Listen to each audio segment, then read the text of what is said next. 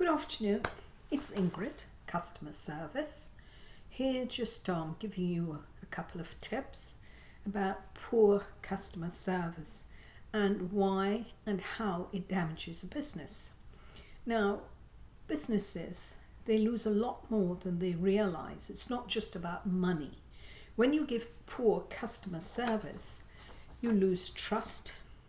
You lose honesty, they don't want to have anything to do with your company, and your reputation, which is so important. It's always good to have a good reputation in anything you do, anything. So here are a couple of examples. For instance, lost revenue.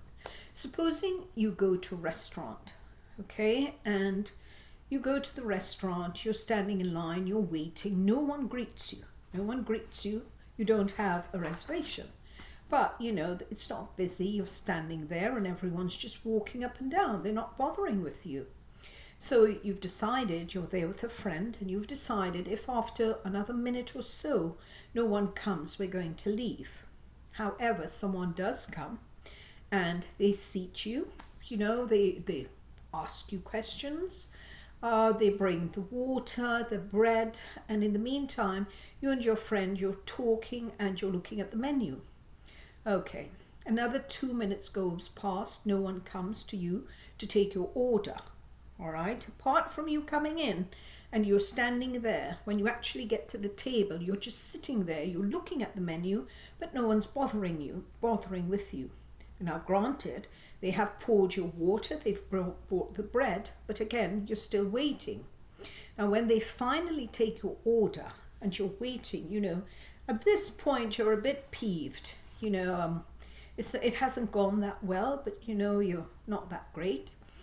And when they actually bring the food, the order is incorrect. Goodness, what else could go wrong? The food goes back to the kitchen. And that is when you decide, enough is enough. I've had enough. You ask for the bill, you pay the bill, and the tip is rather small or perhaps no tip at all. But that is one establishment you're not going back to, right? And you are not just going to keep it to yourself. You have friends, you're going to tell them, listen, we went to X, Y, and Z restaurant on a certain date and the service was dreadful. And you tell them everything. Why would anyone want to go there? Okay. Secondly, negative word of mouth. Okay. So say that you go again, you unhappy customers, all right? They won't keep quiet. They will not keep quiet. That is one thing for sure. They go to a clothing store, all right? They are looking through the stuff. They have found what they wanted. And again, poor customer service. They want someone to serve them. They keep, hi, can you give me the price of this? What is the cost of it? It says this. Is there a discount? Anything? No one's taking you on. No one's bothering with you. And they're more bothered that you're asking them, any questions whatsoever. To them, it should be you see the tag, go pay for it and leave. That is dreadful customer service. And definitely no one's going back to the store. But guess what? It happens. It happens, especially in these times. And there you lose again potential customers and, of course, a sale. Higher costs. Oh, right. So now the cost of living, everything seems to be going up and up and up. So when you want to buy a product or you call an establishment for service, you want good stuff. You're paying for it and it's going up and up and up. And if by chance, just say again, you go into a store and, you're asking questions, the person is being very rude to you. They can't be bothered with you. It's like, all right, what else do you want? I've told you. How many more questions do you have?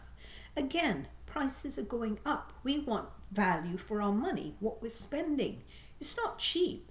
So we ask questions. Perhaps, we never know. You could get a small discount. Anything helps.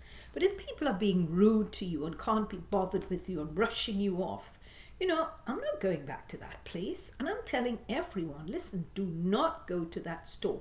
they do not know how to treat customers. Again, a lost opportunity. All of this is dreadful customer service, and who wants that? Employment impact. Now, poor customer service not only affects the establishment, the business, but it affects the employees.